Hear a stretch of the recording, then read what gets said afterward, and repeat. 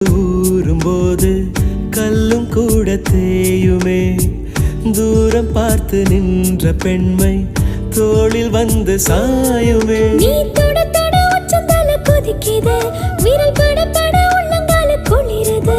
நீ சண்டக்காரியாகும் போது பதறுது, என் மண்டக்குள்ள நட்சத்திரம் செதறுது. புலிவால் புடிச்ச எலிய போல தவியா தவிக்கிறேன். புடவை துவைக்கும் துறவிய போல மொழியா முழிக்கிறேன்.